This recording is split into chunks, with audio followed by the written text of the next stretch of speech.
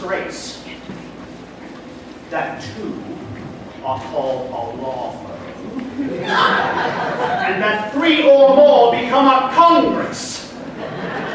And by God, I have had this Congress. For 10 years, King George and his Parliament have come in and diddled these colonies with their illegal taxes. Stamp Acts, Townsend Acts, Sugar Acts, Tea Acts. And when we dare stand up to them like men, they have blockaded our ports, seized our ships, burned our towns, and spilled our blood.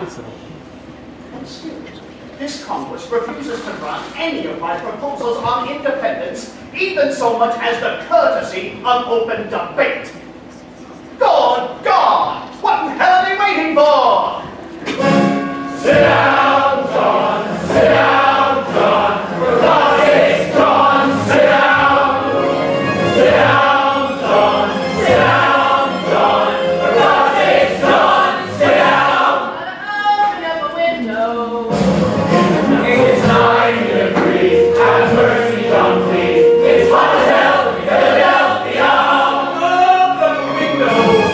I say vote yes, vote for independence. Open up a window. I say vote yes, vote for independence. Open up a window. No, too many flies.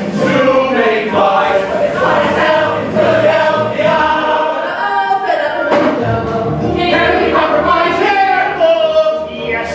No, too many flies here. Vote yes. Oh, for God's sake, John, sit down. Good God, consider yourselves fortunate that you have John Adams to abuse. For no sane man would tolerate it. John, you're a whore. We've heard it before. For God's sake, John, sit down. I say vote yes. No. Vote yes. No. Vote for independence. Open up a window. Vote yes. Sit down. Vote for independence. Someone shut that man up. Never. Dear God. For 1 side here, they have been sitting here a whole year, doing nothing. I do believe you believe in person from America. Accursed begin our workers in Philadelphia. Well, second blood, a simple famine, plagues of locusts everywhere, or a cataclysmic earthquake, I'd accept with some despair, but no, you sent us Congress. Oh God, sir, was that fair? I say this with humility in Philadelphia, where your responsibility in Philadelphia. If you don't want to see us hanging on some far-off British hill, if you don't want the voice of independency forever still, then good God, sir, get me to it, for Congress never will. So twiddle and resolve, not one damn thing to resolve. Piddle, twiddle and resolve, nothing's ever solved without getting the only body filthy Philadelphia. Oh, shut up! I now call the Congress's attention to the petition of Mr. Melchior Maine for compensation in the amount of $20 for his dead mule. It seems the animal was employed in conveying luggage for the Congress. So the question is not a vocation. If the mule expired not while being unloaded, but after, then it expired in its own time. Good God. He may sit here for years and years in Philadelphia. These indecisive grenadiers of Philadelphia. They can't agree on what is right or wrong, or what is good or bad. I'm convinced the only purpose this Congress ever had was to gather here specifically to drive John Adams mad. See, we pin, twiddle, and resolve, not one damn thing to resolve. Fiddle, twiddle, and resolve. Nothing's ever solved and found, and if you make bargain Philadelphia. John, the statue carrying on. John. Oh, Abigail, I have such a desire to knock heads together. I know, my dearest, I know. But it's because you make everything so complicated. It's all quite simple, really. Just tell the Congress to declare independency. Then sign your name, get out of there, and hurry home to me. Our children all have dysentery.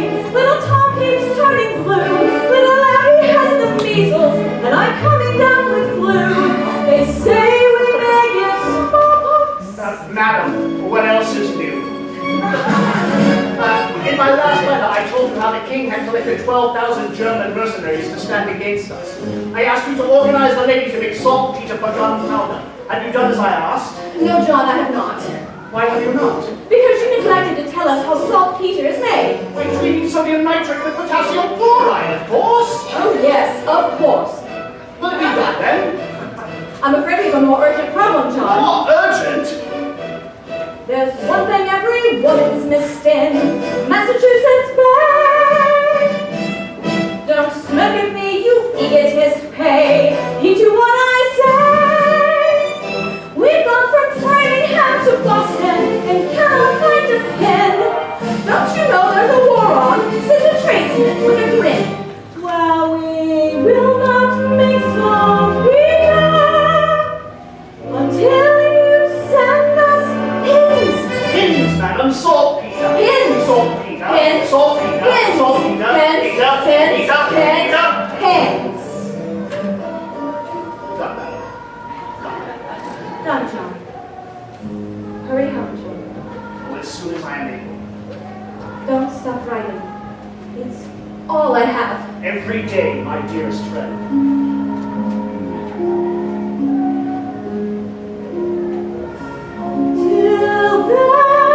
Till then, I am as I ever was and never shall be.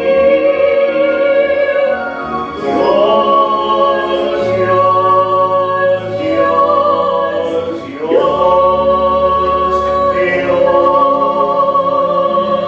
saltpeter,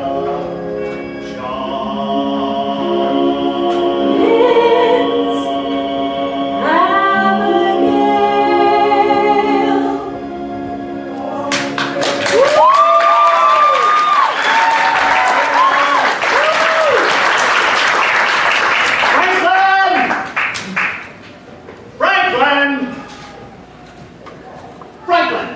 Where in God's name were you on an initial? Right here, John. Being preserved for posterity. Do you like it?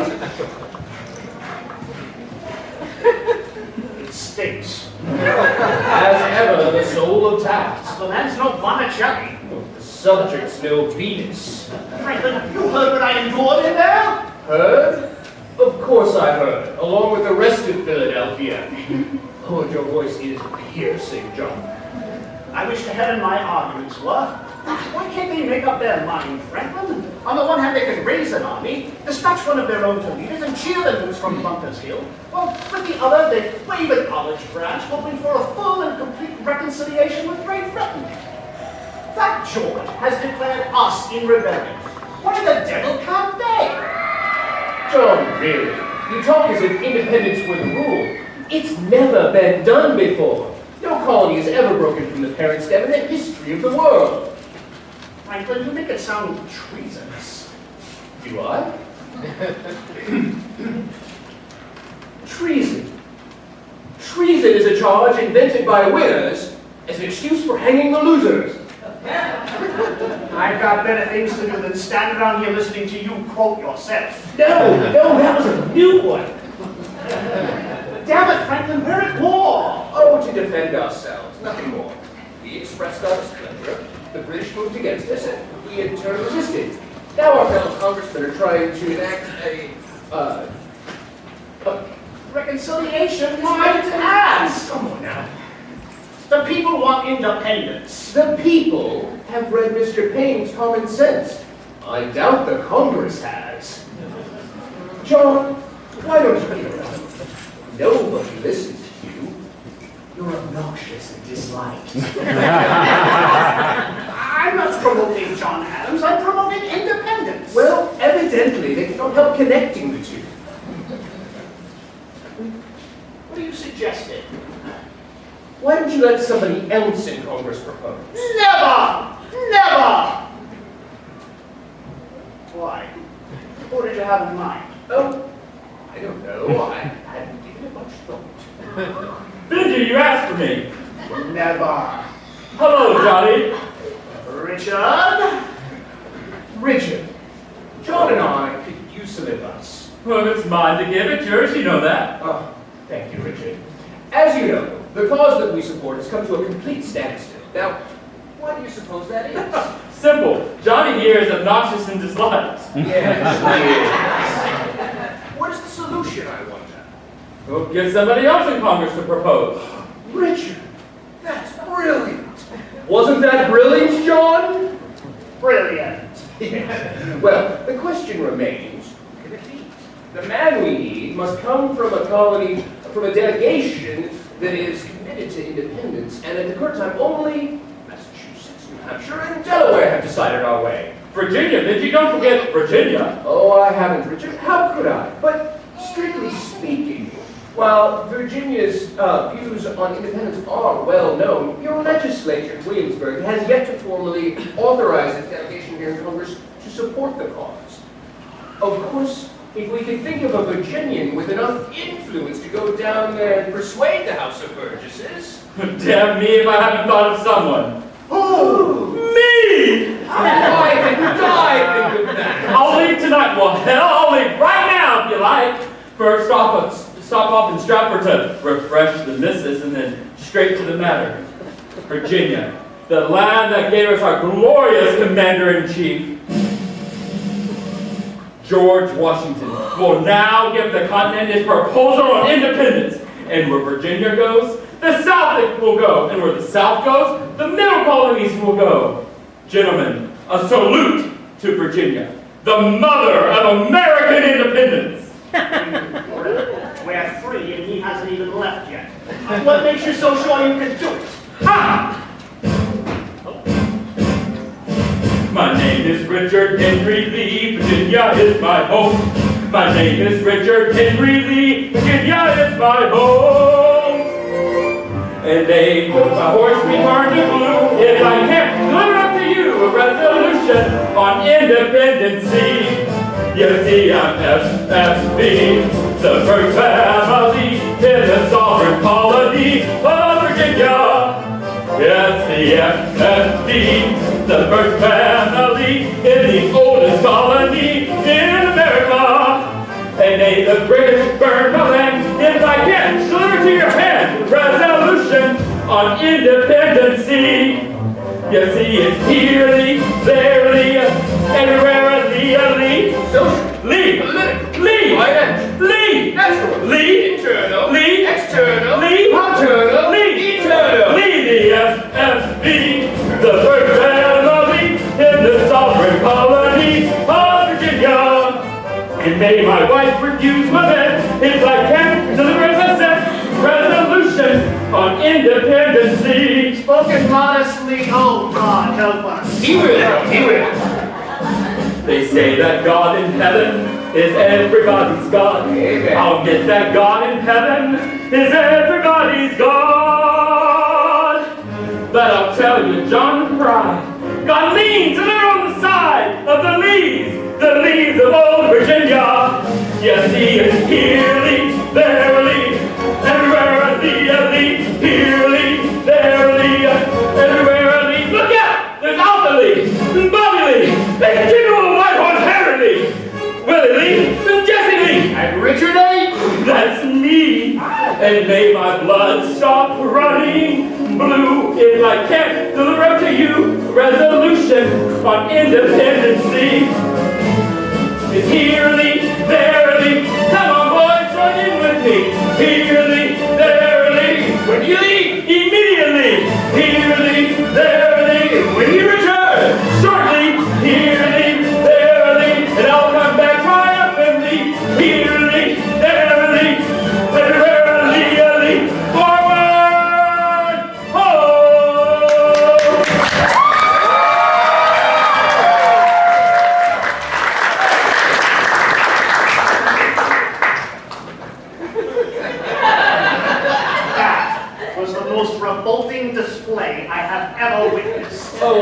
They're a warm-blooded people, Virginians. Not him, Franklin. You.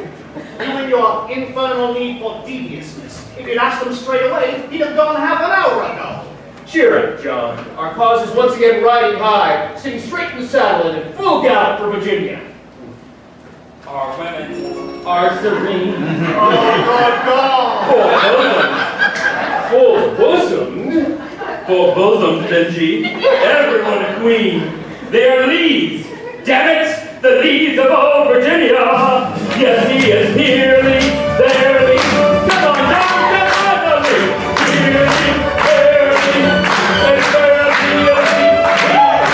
Nearly, barely, and barely a lead.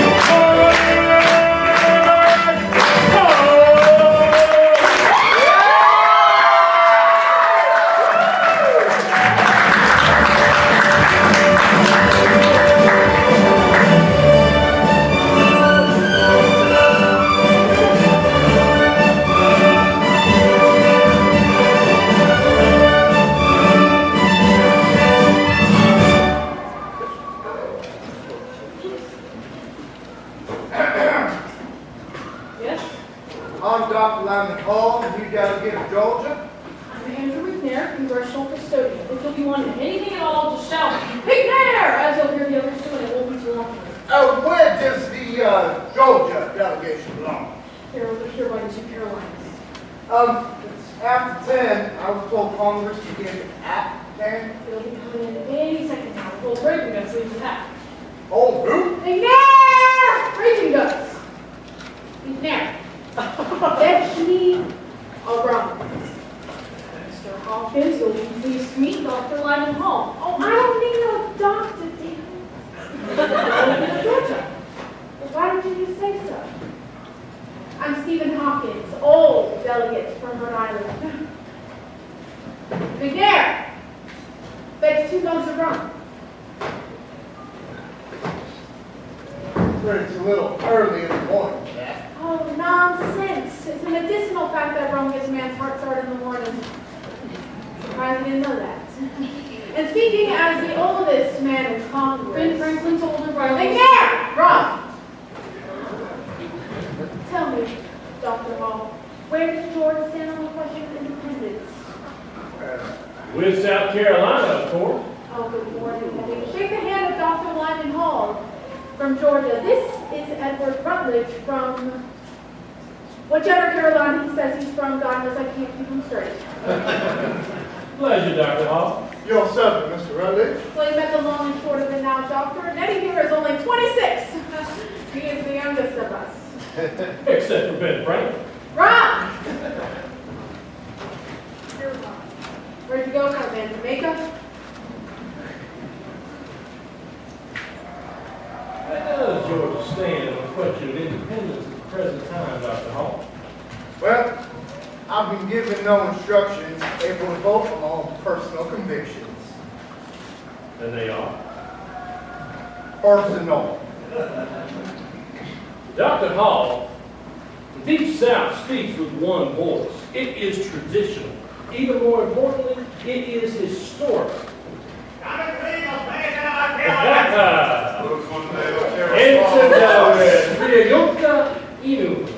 Speak plainly, Manuel. I can't understand a word of your damn French. Right, Colonel, a tribute to the eternal peace and harmony of the Delaware delegation. What are you saying, man? You know neither on your eyes can stand this little wart. Gentlemen, this is Dr. Lyman Hall of Georgia. George Reed, Colonel Thomas McKean, and Caesar Rush. Where do you stand on independence? With South Carolina, it seems. I leave Dr. Hall to your excellent gentlemen. Tell me, doctor, are you a doctor of medicine or theology? Both, which could be a service to you, Mr. Rodney. Of course, the physician first, and then we see about the others. I shall call it your convenience, sir. I trust, Caesar, when you're through converting the poor fellow to independence, that you'll give the opposition a fair crack at him. You're too late, John, once I get there. Dr. Lyman Hall, Georgia. John Davidson of Pennsylvania. An honor, sir.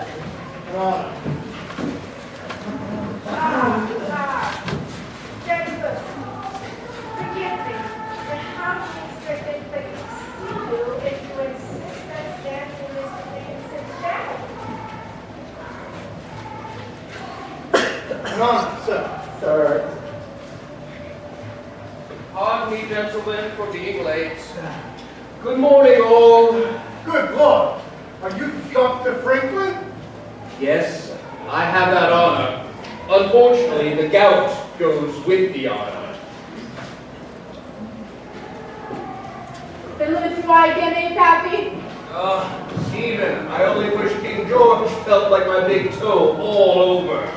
Big man, back to the little window. 2 more cups of rum. Franklin, where's that idiot Lee? Has he returned yet? I don't see him. Softly, John. Your voice is hurting my foot. One more minute, Franklin. That's how long I'll remain silent, and not a minute longer. That strutting Papa James is damn sure of himself. He's had to bring time to bring back a dozen proposals by now. Oh, tell me, James, how do you explain the strange monumental quietude that Congress has been treated to these past 30 days? Has the old wind of independence finally thrown itself out? I think that is... Oh, as for myself, I must confess that a month free from New England noise is more therapeutic than a month in the country. Don't you agree, James? Mr. Adams, pray, look for your voice, sir. It can't be far. And God knows we need the entertainment in this Congress. Congratulations, John. You made a great contribution to independence. You kept your mouth shut. One more day.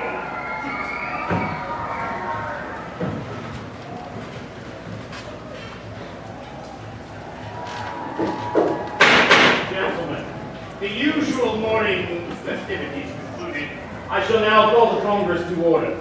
Mr. Thompson. The Second Continental Congress, meeting in the city of Philadelphia, is now in session. 7th June, 1776, the 380th meeting. Jesus. The Honorable John Hancock, President. Thank you, Mr. Thompson. Mr. McNair, the stalls of rum and other drinking spirits are hereby closed to the colony of Rhode Island for 3 days. Oh, yes, you can't do that. Sit down, Mr. Hopkins. You refuse the truth. The chair would like to take this opportunity to welcome Dr. Lyman Hall of Georgia to this conference and hopes he makes the best of it. Dear God. The secretary will now call the roll. All members present, with the exception of Mr. Charles Carroll of Maryland, Mr. Samuel Adams of Massachusetts, Mr. Button Gwinnett of Georgia, Mr. George White and Mr. Richard Henry Lee of Virginia, and the entire delegation of New Jersey. I'm concerned of the continued absence of 1/13 of this conference. Where is New Jersey? Somewhere between New York and Pennsylvania. Thank you so very much. Dr. Franklin, have you any news? I believe your son resides there. Son, sir? What son? The Royal Governor of New Jersey, sir. As that title might suggest, sir, we are not in touch at the present time. Yes, very well. The weather report. Mr. Jefferson of Virginia.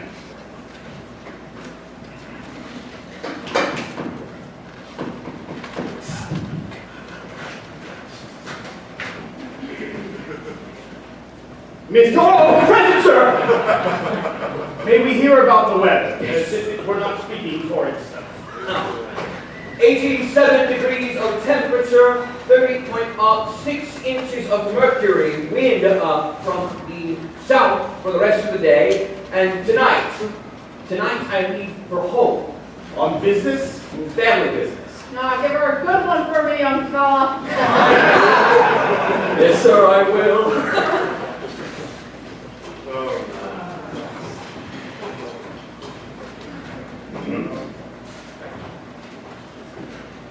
From the Commander, Army of the United Colonies in New York, dispatch number 1137.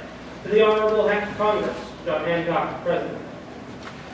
Dear Sir, it is with great apprehension that I have learned this day of the sailing from Halifax, Nova Scotia, of a considerable force of British troops in the company of foreign mercenaries and under the command of General Sir William Howe. There can be no doubt that their destination is New York, for to take and hold this city and the Hudson Valley beyond would serve to separate New England from the other colonies, permitting both sections to be crushed in turn. Sadly, I see no way of stopping them at the present time, as my army is absolutely falling apart. My military chest is totally exhausted. My commissary general has strained his credit to the last. My quartermaster has no food, no arms, no ammunition, and my troops are in a state of near mutiny. I pray God some relief arrives before the Armada, but I fear it will not. Your obedient, G. Washington. Mr. President, Colonel McKean, sure, we have managed to promote to the head of our troops the gloomiest man on the face of the continent.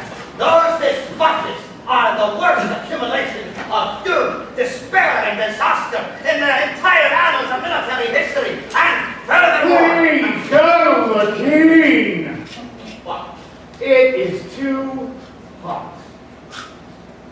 I suppose that's...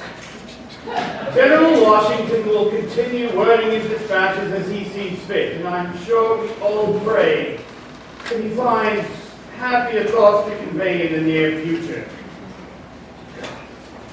Mr. Secretary, are there any resolutions? Dr. Josiah Bartlett of New Hampshire. Resolved that for the duration of the present hostility, the Congress discourage every type of extravagance and dissipation, allowing fuel and other expensive diversion, especially all horse racing and Benji, I'm back. Richard, good to see you. What news, Dicky boy? What news? Is it done? First things first. Toss. I've got a message from your bride. What?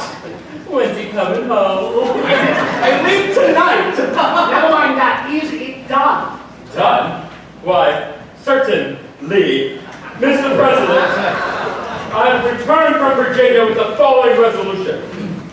Resolved that these United Colonies are, and of a right ought to be, free and independent states, that they are absolved from all allegiance to the British Crown, and that all political connection between them and the state of Great Britain is and ought to be totally dissolved. Here, here. President, I second the proposal. The resolution has been proposed and seconded. The chair will now entertain defeat. Mr. President, Pennsylvania moves that the question of independence be postponed indefinitely. I second that motion. Judge, in your eagerness to be loved, you seem to have forgotten. Pennsylvania cannot second its own motion. Delaware second. You would, you little weasel. The motion has been proposed and seconded. Mr. Congress. On the motion to debate the proposed resolution or postpone indefinitely, all those in favor of debate say yea. All those opposed say nay. New Hampshire. New Hampshire favors debate and says yay. New Hampshire says yea. Massachusetts. Massachusetts, having borne the brunt of this king's tyranny. Massachusetts now and for all time says yay. Massachusetts says yea. Rhode Island. Mr. Hopkins. Rhode Island is always necessary. After what Rhode Island assumed, I can't say that I am surprised. We'll come back to it, Mr. Thompson. Rhode Island passes. Connecticut. The Connecticut has till now been against this proposal. Our legislature has informed me that in the event it is introduced by a county outside of New England, Connecticut can no longer withhold its support. Connecticut says yay. Connecticut says yay.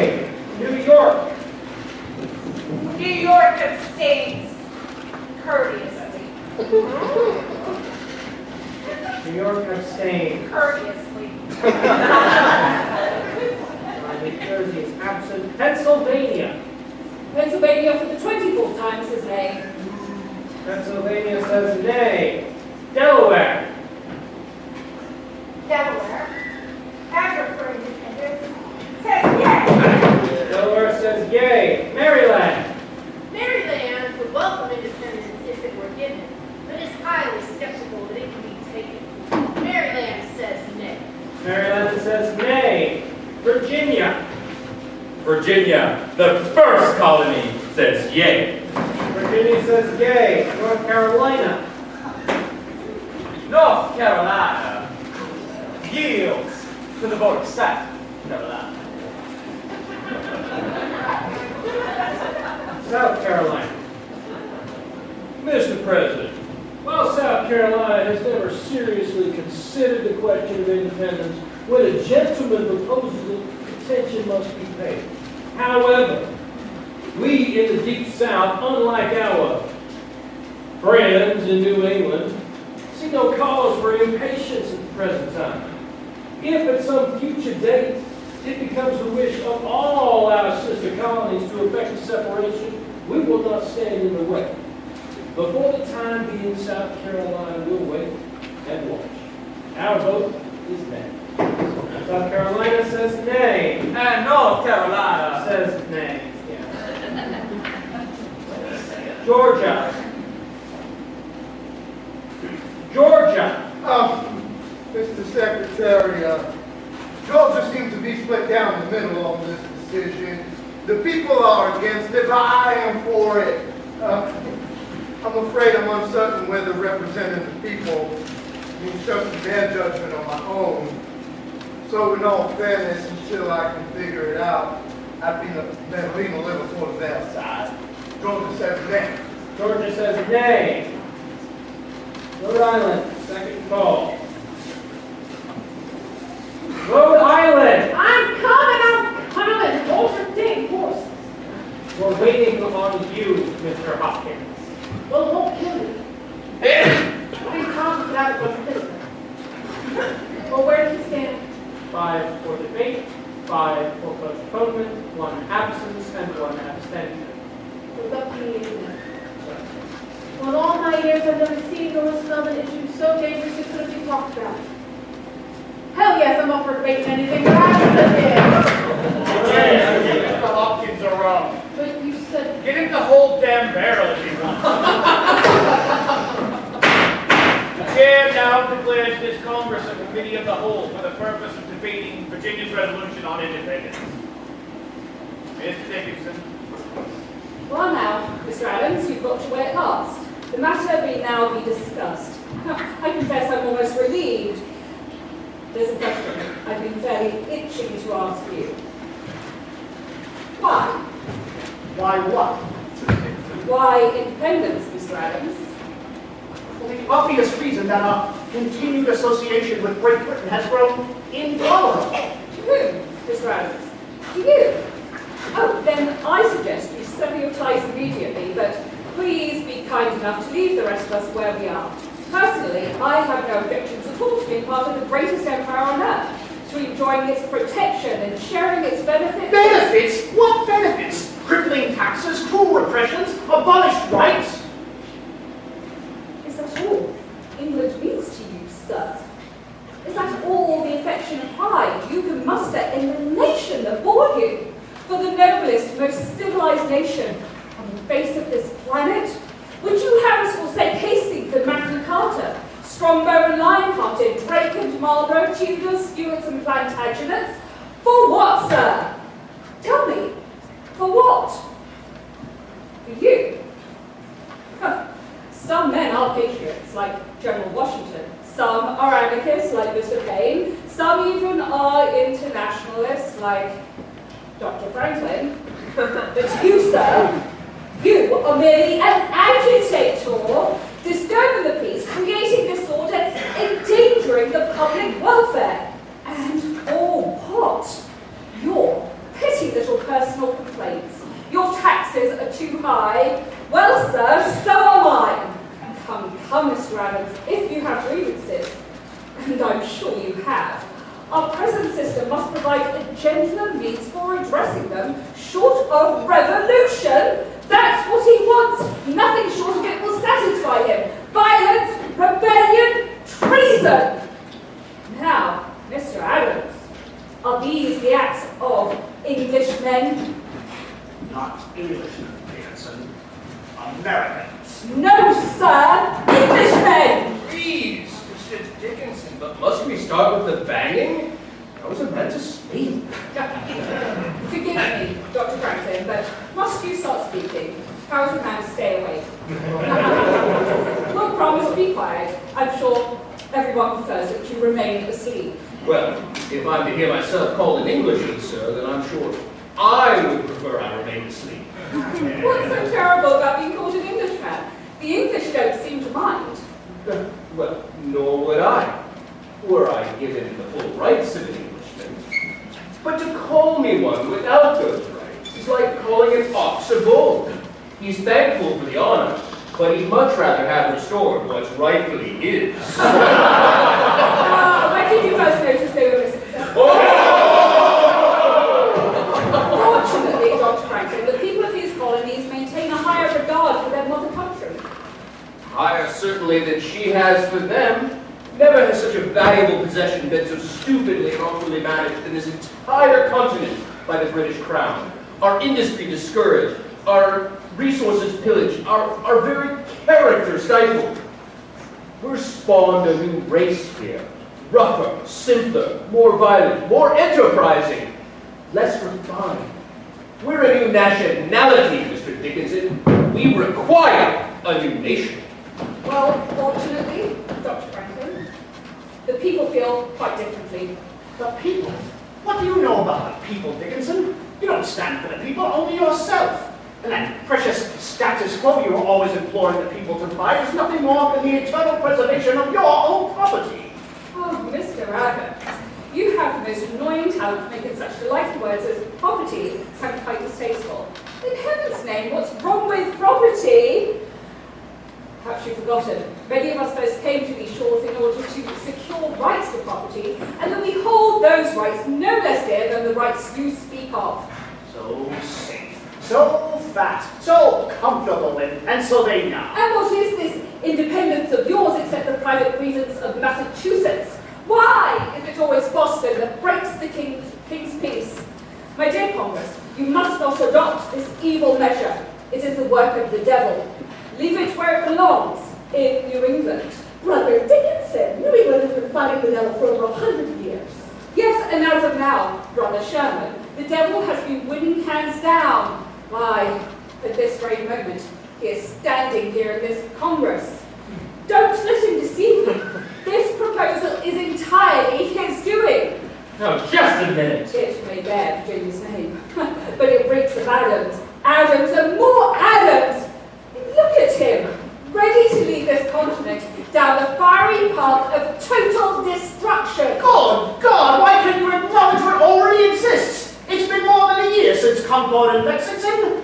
The people want independence. That may be your opinion.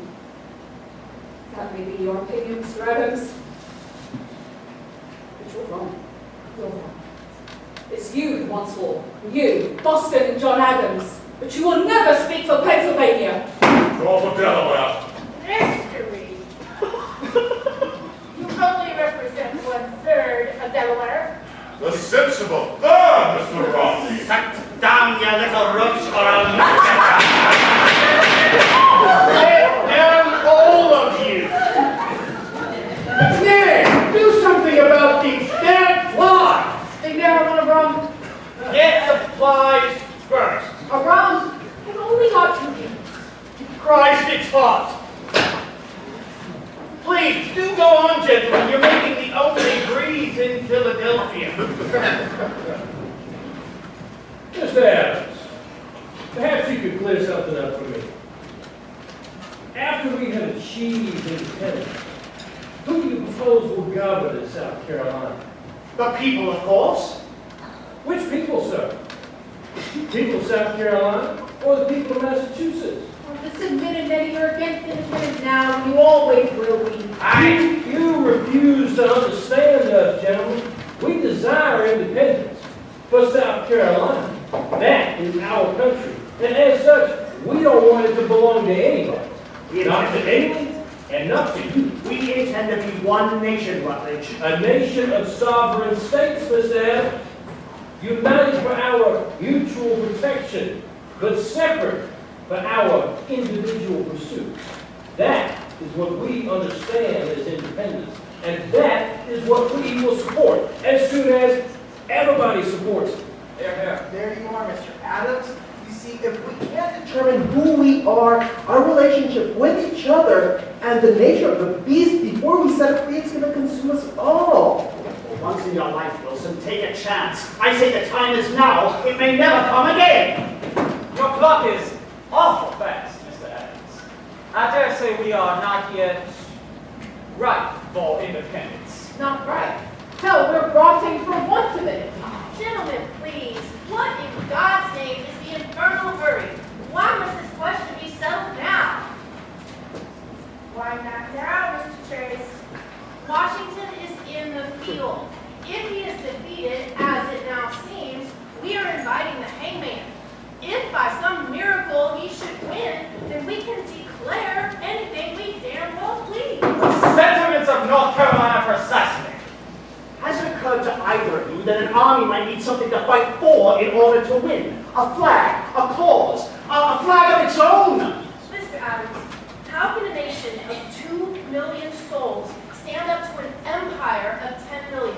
Think of it, 10 million. How do we compensate for that shortage? Why, Mr. Chase, it's easy. We will increase and multiply. We will more than compensate with spirit. I tell you, there's a spirit out there among the people that is sadly lacking in this Congress. Why did I do that?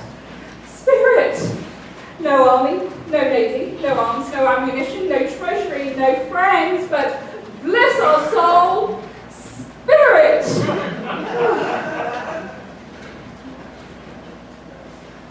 Mr. Lee, Mr. Chase, Mr. Rodney, Colonel Keene, Dr. Adams, Dr. Franklin, why have you joined this incendiary little man, this Boston radical, this demagogue, this agitator, this madman? Are you calling me a madman, you fribble? Easy, Joe. You and your cool, considerate men. You keep to the rear on every issue so that if we go under, you'll still remain afloat.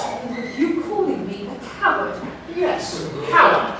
Madman? Landlord. Lawyer! Stop it right now! This is the Congress. The enemy is out there. No, Miss Rodney, the enemy is here. No, the enemy is out there. It is England. England closing in on us, taking our air. There's no air. Congress. Caesar! Dr. Holt!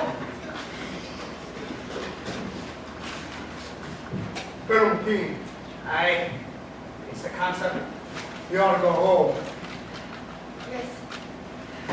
Our ancient diet is in bed. John, I'm here, Caesar. give me. I need to find Delaware. It's all right. I'll take you home, Caesar. I'll be back by the end of the week.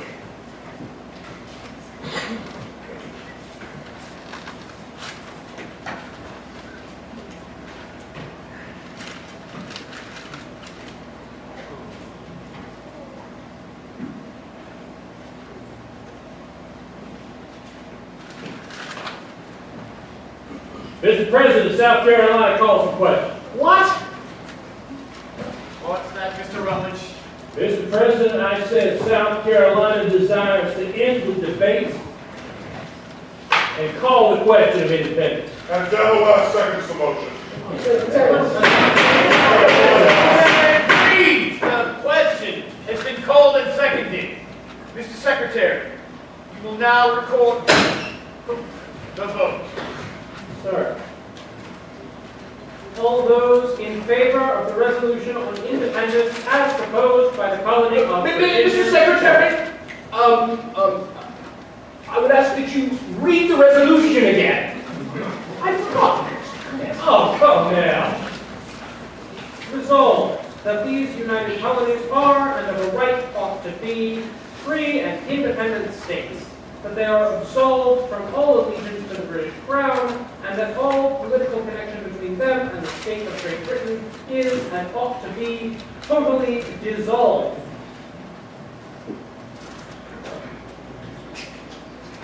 What the hell is that absolved? What about Massachusetts?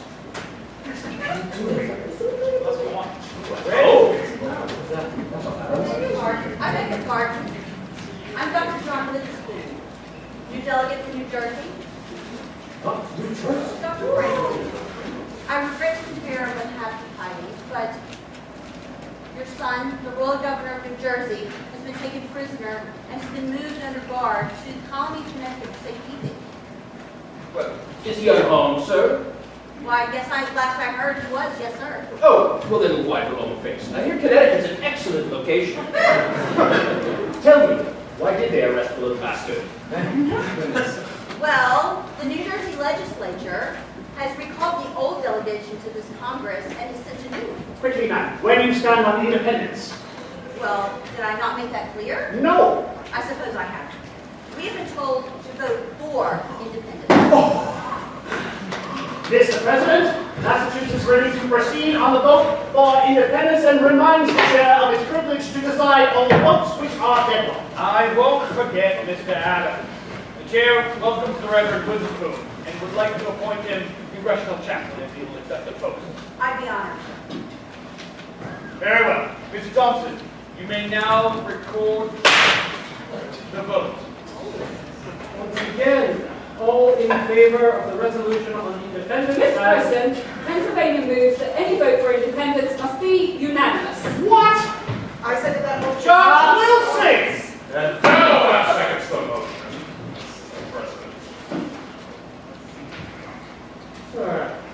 President. No vote ever had to be unanimous, Dickinson. You know that. Yes, but this one must be. On what grounds? That no colony may be torn from its mother country without its own consent. Hear, hear. It will never be unanimous, damn it. If you say so, Mr. Adams. It has been moved and seconded that any vote on independence must be unanimous in order to pass. Would all those in favor signify by saying yay? Yay.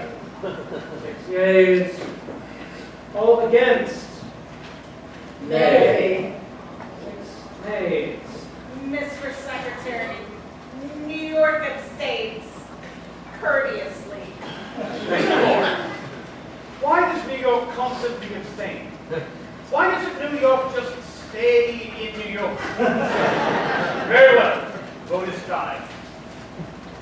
The principles of independence have no greater advocate in this Congress than its president. And that is why I must join those who vote for unanimity. John, what are you doing? You've sunk us. Hear me out, John. Don't you see? Any colony that opposes independence will be forced to fight on the side of England. We'll be setting brother against brother. Our new nation will carry as its emblem the mark of Cain. I can see no other way. Either we walk together, or together we must stay where we are.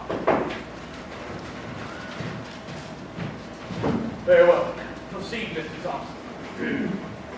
A unanimous vote being necessary to carry, if any be opposed to the resolution on independence as... Mr. President. Can I get through it once? Mr. President, I move for a postponement. Postponement?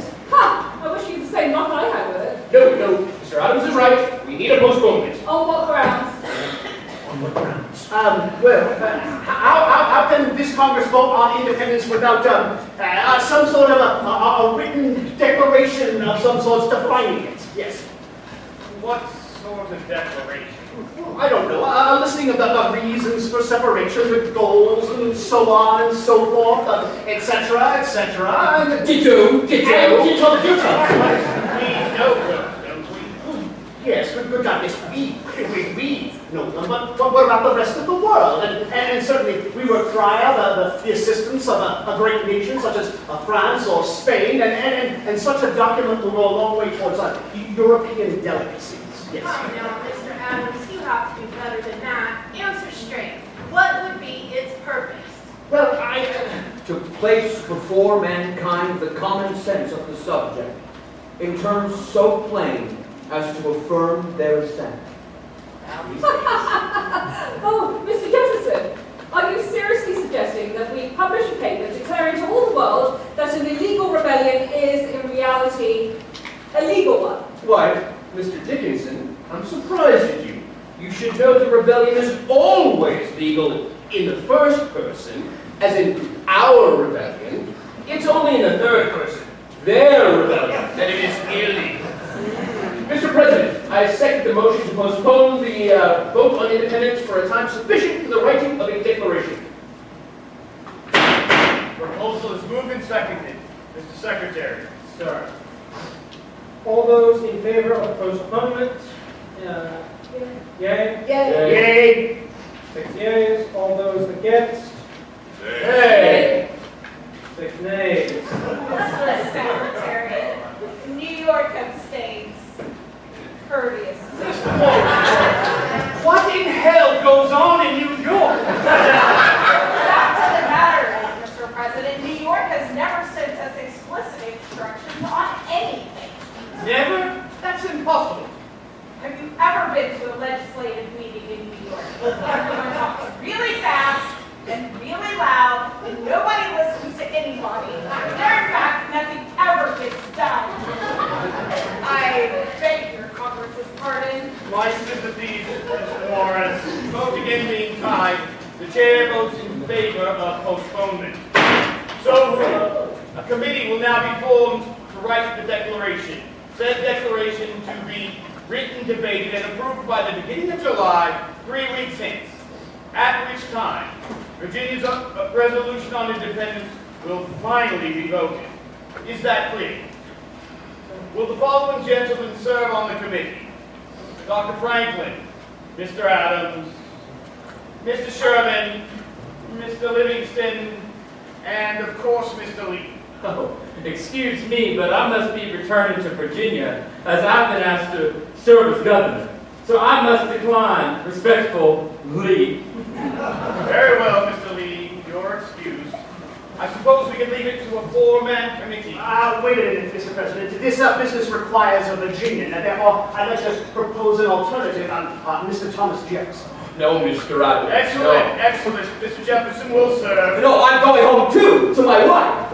Motion to adjourn? No, wait. Second? No, Moved and seconded. Are there any objections? Yes, I have Any objections? The Congress stands adjourned. All right, gentlemen, let's get on with it. Which of us will write our Declaration of Independence? Mr. Adams, I say you should write it. To your legal mind and brilliance we defer. That's so. Well, if I'm the one to do it, they'll run their pens to it. I'm obnoxious and disliked. You know that, sir. Yes, I know. So I say you should write it, Franklin. Yes, you. Hell no. Yes, you, Dr. Franklin. You.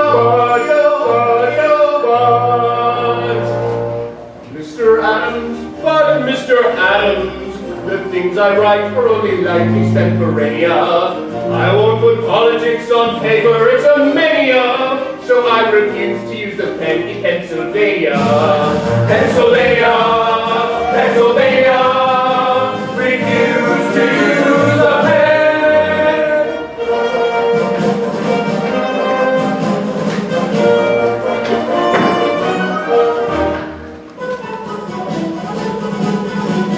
Mr. Sherman, I say you should write it. You are never controversial, as it were. That is true. Whereas if I'm the one to do it, they'll run their quill pens through it. I'm obnoxious and disliked, you know that, sir. Yes, I do. So I say you should write it, Roger. Yes, you. Yes, you, Roger Sherman.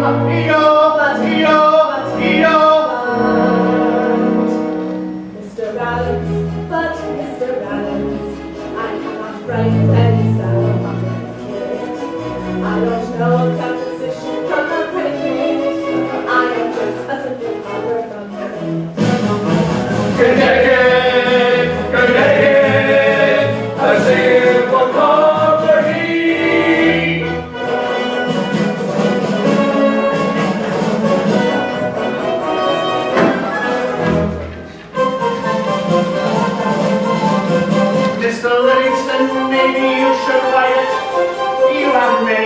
Jefferson, you're a diplomat. There's that word. Whereas if I'm the one to do it, they'll run their fingerprints through it. He's obnoxious and disliked. Did you know that? I hadn't heard. So I say you should write it, Robert. Yes, you. Not me, Johnny. Yes, you. Robert Livingston.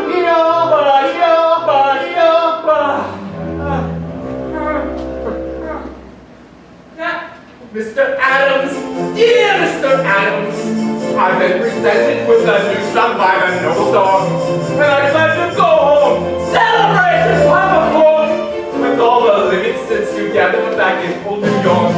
New York, New York, Livingston,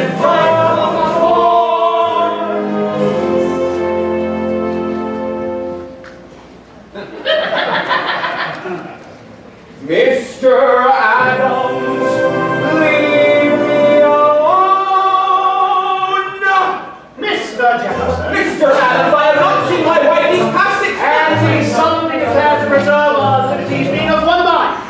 Resolved to die free men, rather than to live slaves. Thomas Jefferson, on the necessity of taking up arms, 1775. Magnificent. You write 10 times better than any man in Congress, including me. For a man of only 33, you have a happy felicitude of expression and a remarkable talent for composition. Now then, will you be a patriot or a lover? Lover. No! But I burn, Mr. A. So do I, Mr. J. You did. John, who would have thought it? Mr. Jefferson, dear Mr. Jefferson, I'm only 41, I still have my virility. And I can run through Cupid's Grove with great agility. But life is more than sexual combustibility. Combustibility,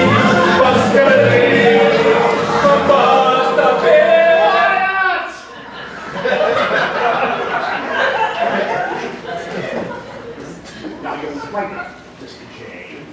Who will make me, Mr. A? I. You? Yes. How? By physical force if necessary. It's your duty, damn it. Your duty. Mr. Adams, damn you, Mr. Adams, you are obnoxious and disliked, that cannot be denied. Once again you stand between me and my lovely bride.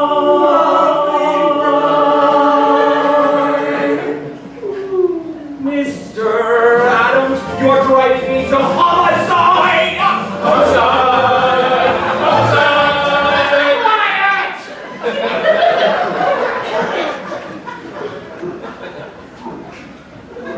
Choice is yours. Do with it as you like. We may see murder, yes!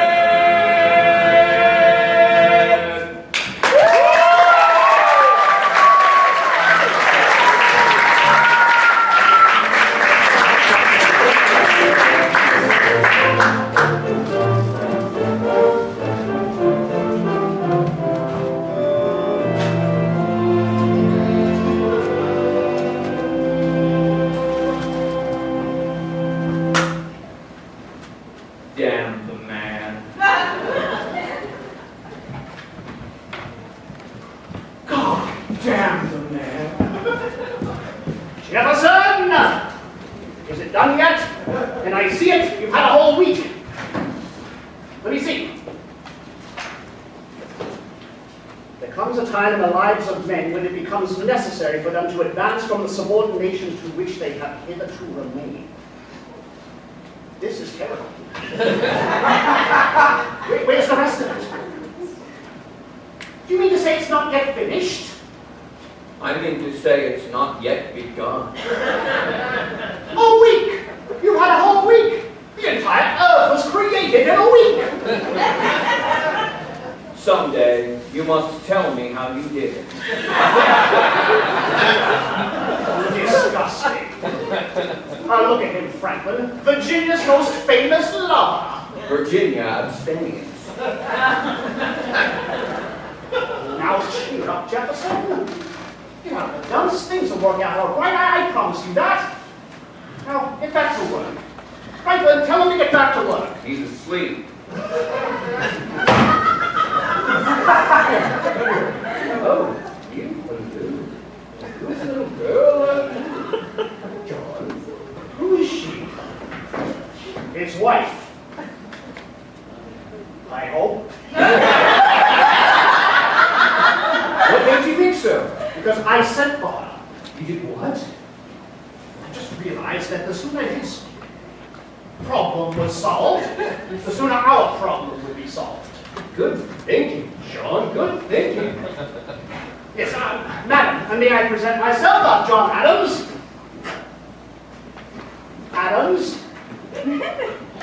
John Adams. And this is Dr. Franklin, inventor of the scope. Jefferson, kindly introduce me to your wife.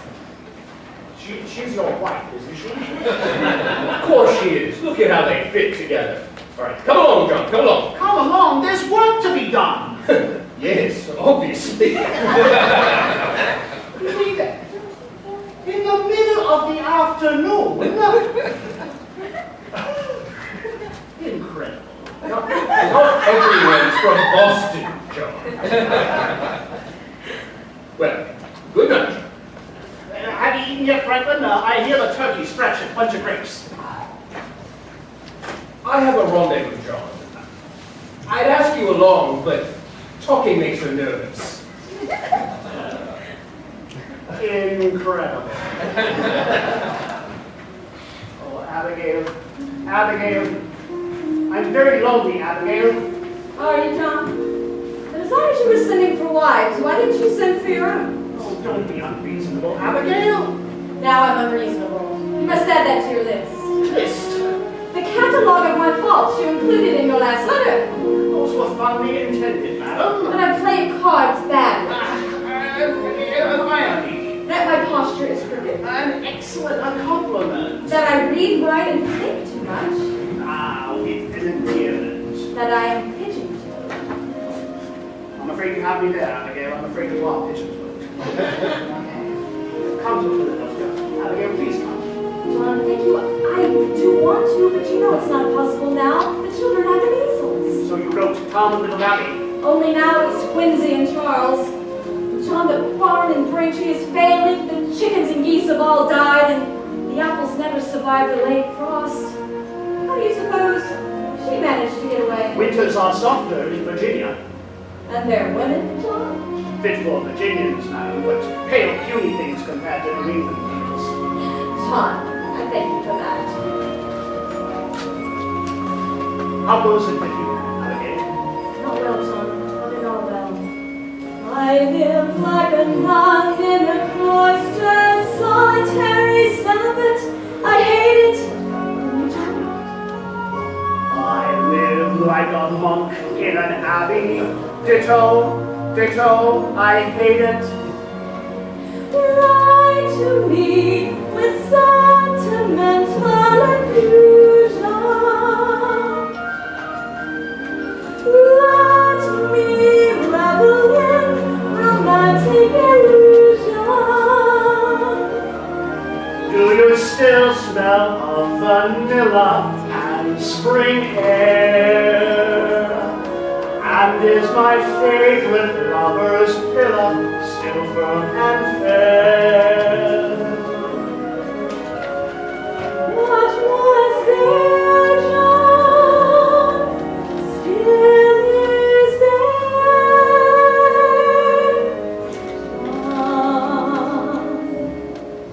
Come soon as you can to my cloister. I've forgotten the feel of your hand. Madam, we shall walk in Cupid's grove together, and we'll fondly survey that promised land. Till then, I am as I ever was.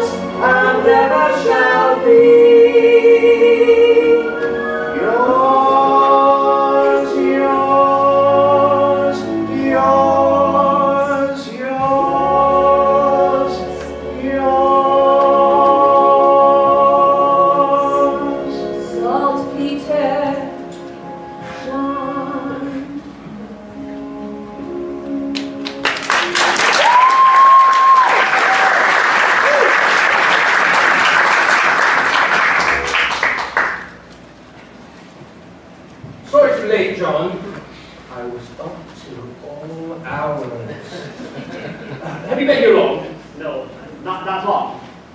Then what are you doing down here? I expected you to be up there, correcting the whip. Yeah. The shutters are still closed. My words, so they are. Well, as the French say... Oh, spare me your body line first thing in the morning, Franklin.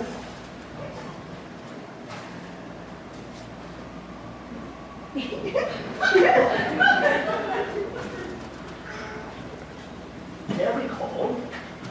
A congressman dares anything, John. Go right ahead. Me? Your voice is more piercing, John. Franklin, maybe we should come back later. What? I mean, it's positively indecent. Oh, John, they're young and they're in love. Not them, Franklin, us. Standing around here waiting for them to... Well, what will people think? Oh, John, don't worry. The history books will clean it all up. I won't be in the history books anyway. Only you. Franklin did this. Franklin did that. And Franklin did some other goddamn thing. Franklin smoked the ground and outsprang George Washington. Fully grown and on his horse. Then Franklin electrified them with his magic lightning rod. Then the three of them, Franklin, Washington, and the horse, conducted the entire revolution by themselves. I like it. I like it. Oh, look at her, John. Yeah. Look at her. I am. She's even more magnificent than I remembered. Of course, we didn't see much of her front last night. Good morning, madame. Good morrow. Isn't the habit in Philadelphia for strangers to shout at ladies from the street? Absolutely not, ma'am, but we're And not for men strangers. of your age, it is not only unseemly, it is unsightly. I beg your pardon, madam, but we were introduced last evening. I spoke to no one last evening. That is indeed true, but nevertheless, we presented ourselves. This is Mr. John Adams, and I am Dr. Franklin. Inventor of the stove. Please, I know your names very well, but you say you presented yourselves? It is of no matter. Your mind was well taken elsewhere. My husband is not yet up. Shall we start over? Please join us, madame. Yes, of course. No wonder that man couldn't write. Who could think of independence married to her? Now, John, you may know that I prefer the company of older women. Franklin. Oh, but with their added years, I find that they are much better at conversation. And in the dark, John, all cats are gray. Franklin! Also, they are much better. I beg your forgiveness. It is indeed an honor meeting the two greatest men in Philadelphia. Oh, well, certainly the greatest within earshot, anyway. I am not an idle flatterer, Dr. Franklin. My husband thinks of you highly.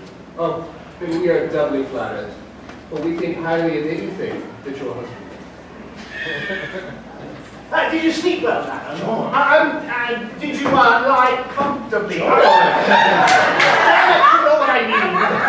Yes, John, we do. Tell us about yourself, madame. We've had such precious little information. What's your first name? Martha. Ah, Martha. You might at least have told us that. I'm afraid your husband doesn't say very much. He's the most quiet man in Congress. I've never heard him utter 3 sentences together. Not everyone's a talker, John. It's true, Tom is not a talker.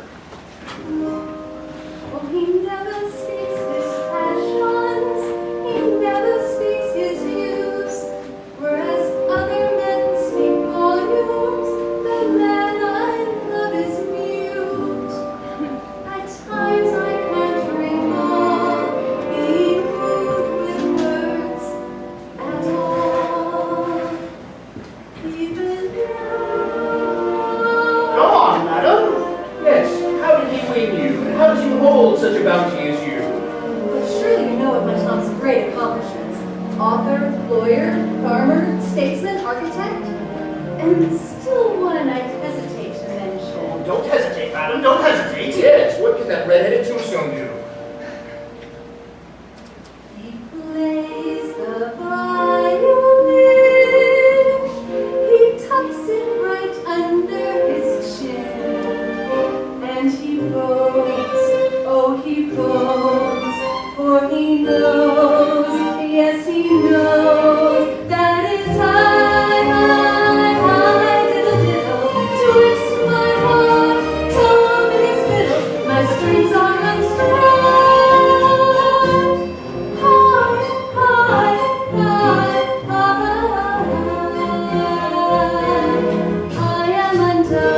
violin? I hear his violin, and I get this feeling within. And I sigh, oh I sigh, he draws near, very near, and it's high, little land. Goodbye to the fiddle, my strings are unstrung. High, high, high, I am undone. That's it, John. We're taking up the violin. All right, madam, you've got us playing the violin, so what happens next? Next, Mr. Adams? Yes, what does Tom do now?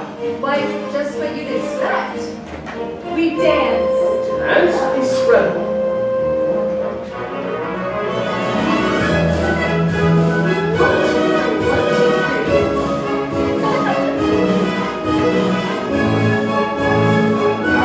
Who's playing the violin? Oh, John dear.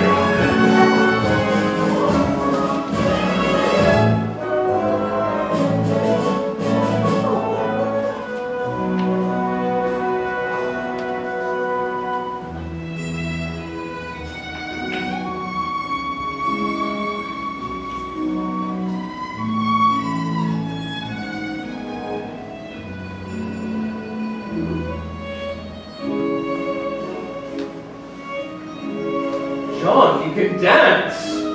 Not everyone's from Philadelphia, Franklin.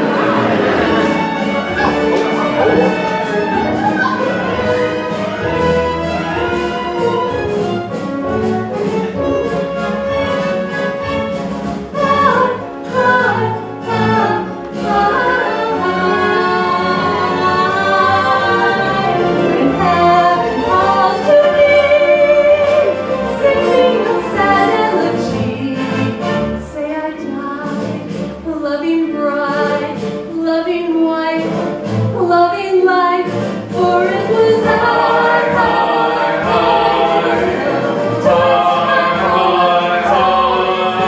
And ever will be.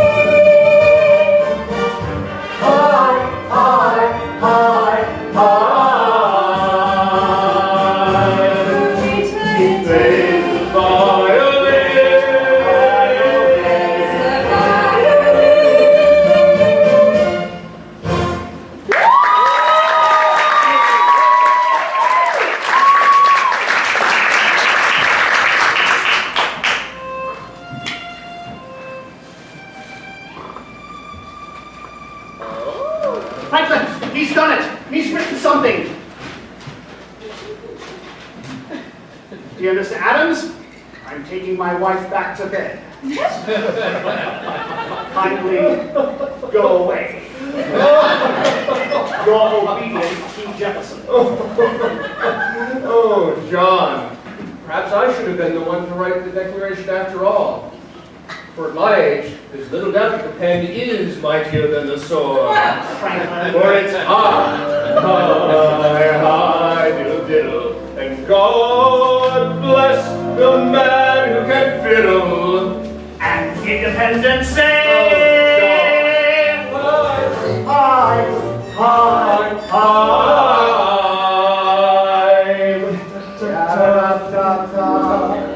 Through eternity.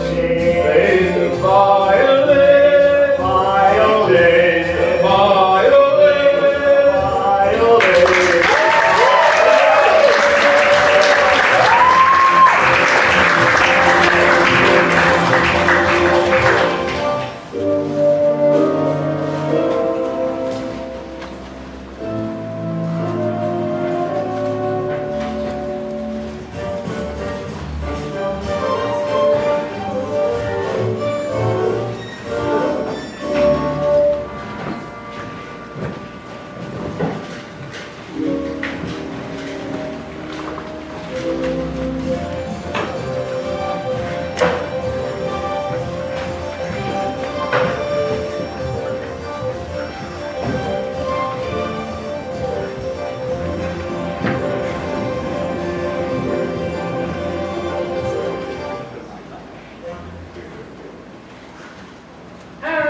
What follows is a complete and up-to-date list of the committees of this Congress, now sitting, about to sit, or just having sat. A committee formed to investigate a complaint made against the quality of yeast manufactured at Mr. Henry Pendleton's mill, designated as the Yeast Committee.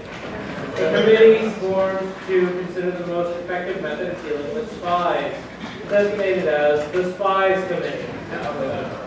A committee formed to think, perhaps to do, but in any case to gather, to meet, to confer, to talk, and perhaps even to resolve that each rifle regiment be allowed at least one drum and one fight attached to each company, designated as the Drum and Fight Committee. The committee forms... Look at it, Doctor.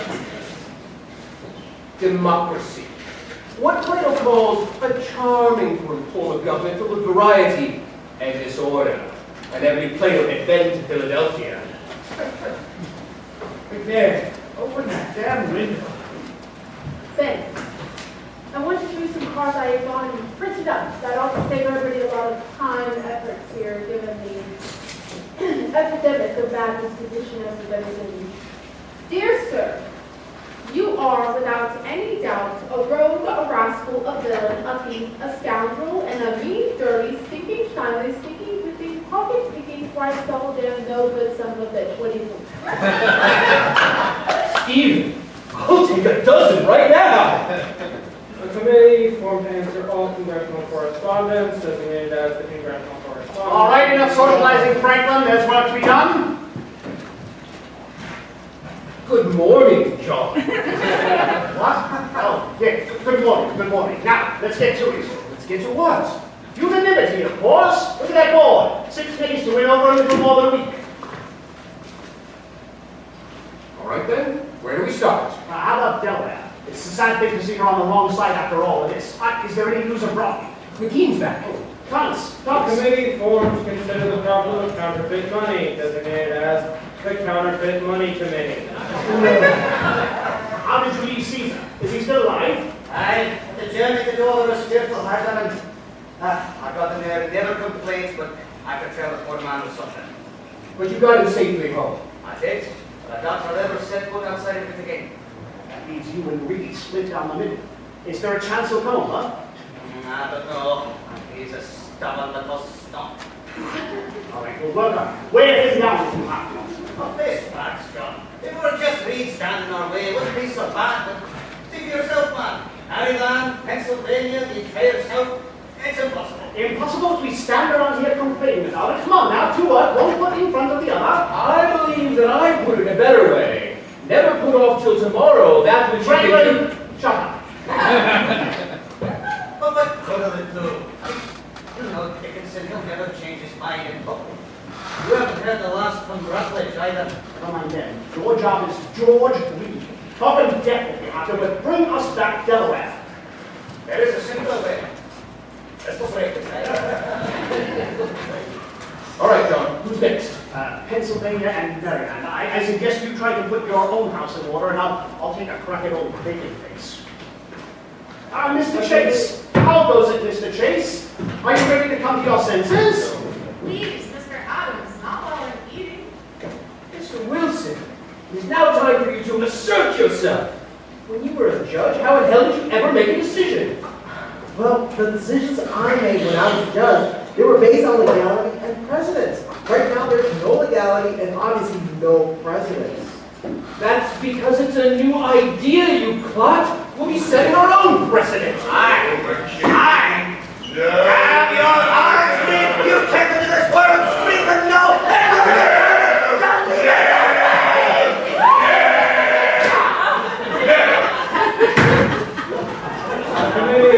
Committee calls it the Military Defeat of Canada, designated as the Military Defeat Committee. The entire Congress is waiting, Chase. The whole world is waiting. America's waiting. Well, what's that? Kidney? Leave me alone, Mr. Adams. If I thought for 1 minute we could win this war, I would be at the front of your ranks.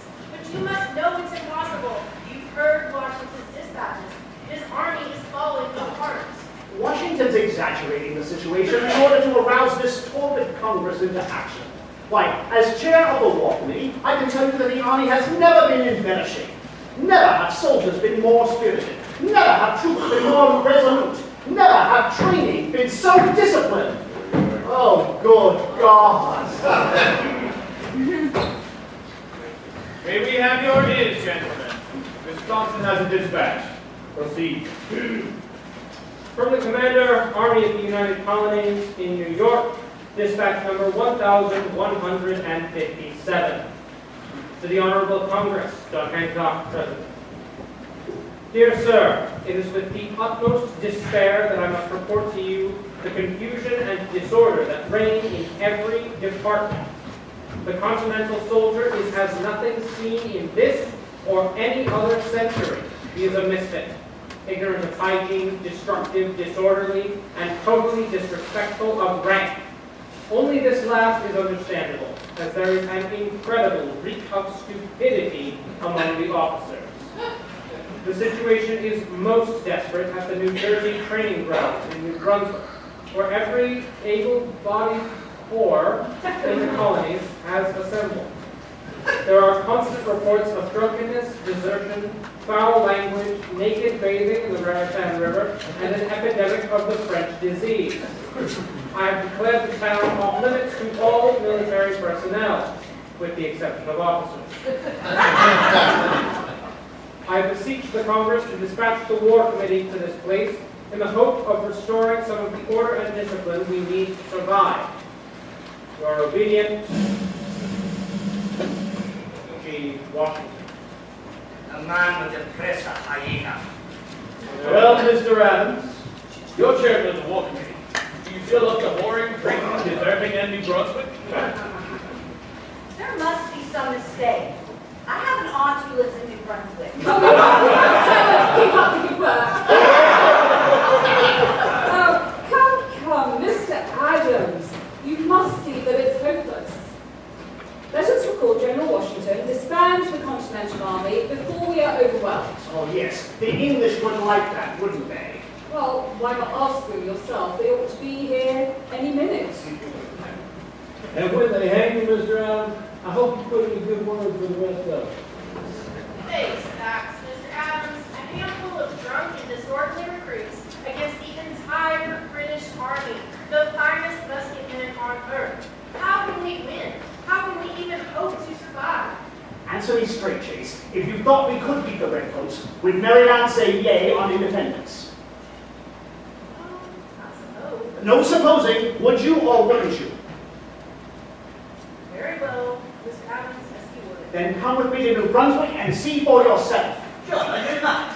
You look Washington death! There's a ship up there! How should you wait till it's done? What do you say, Chase? Go ahead, Sam. It sounds lively as hell up there.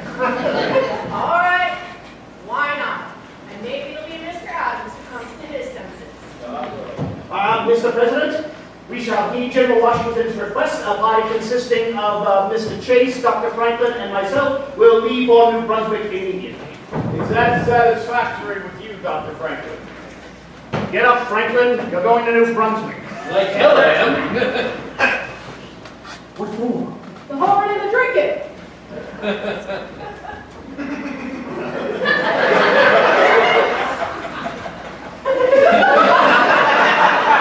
Come on, Chase, move all that line. Left, right, left, right, left, right. Mr. McNair, all this talk of independence has left a certain foulness in the air. My friends and I would appreciate it if you would open some windows. But why? The windows, Mr. McNair. Right, open the windows, close them. Sweet Jesus.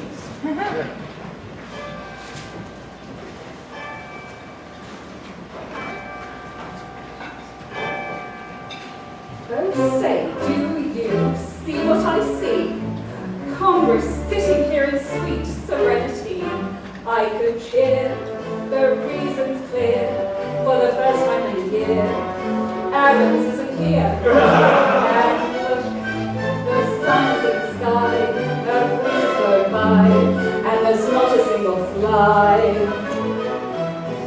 I sing Hosanna, Hosanna. Hosanna, Hosanna. And it's cool.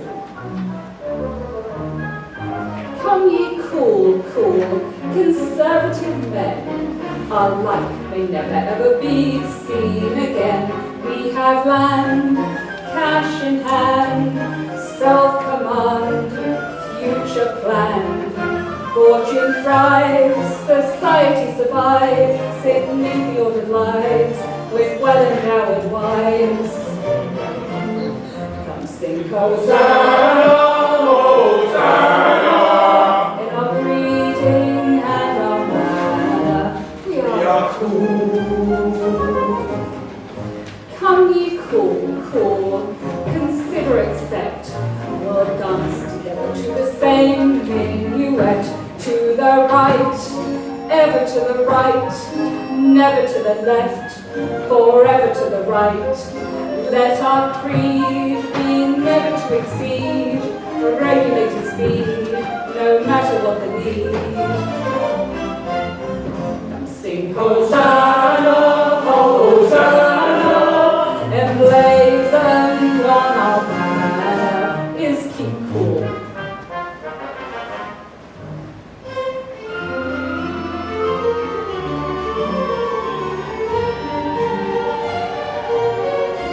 To the right, ever to the right, never to the left, forever to the right.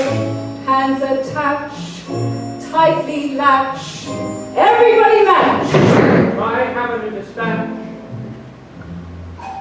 from the Commander, Army of the United Colonies in New York, dispatch number 1158.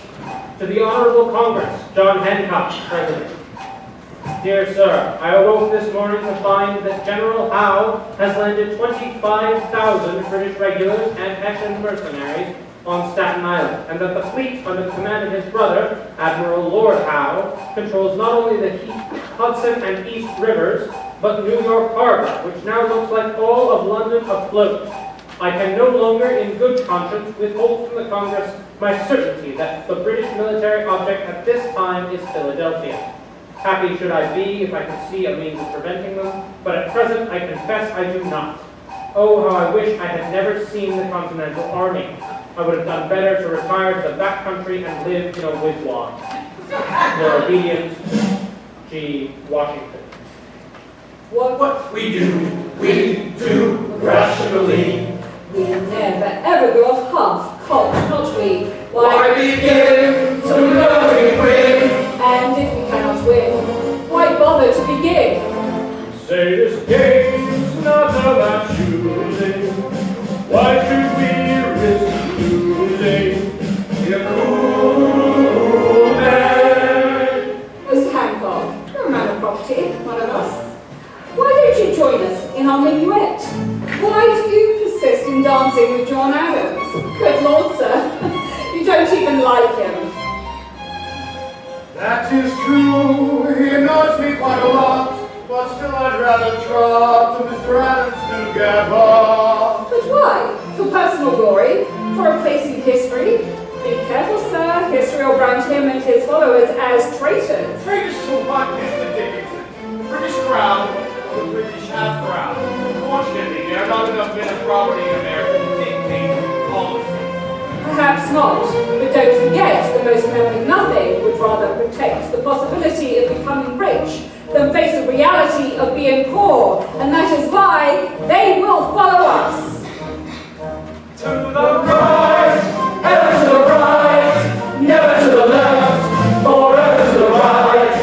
Where there's gold, a heart that will hold, tradition that is old, where love should be bold. I sing Hosanna, Hosanna, in a sing and lucid manner. We are cool. We're cool, no certain man, whose life we never ever be seen again.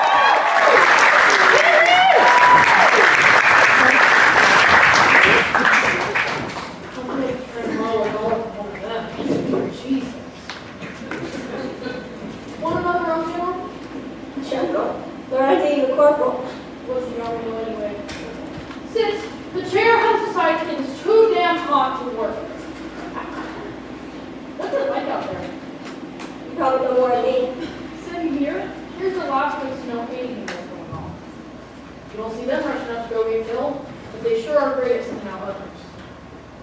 Who sits here? That's Susan Rodney of Delaware. Where are you from, General? What town? Where's that? Massachusetts. And you two sit here, but be careful. Something about these chairs make been awfully noisy. You see any fighting? Sure did. You see my two best friends get shot very same day. When they didn't come home for supper right there, Mom was right out of the front. Miss Liz, she found Timothy right off, but Miss Pickett should have talked tonight for Willem, because he gone call for 3. Right back.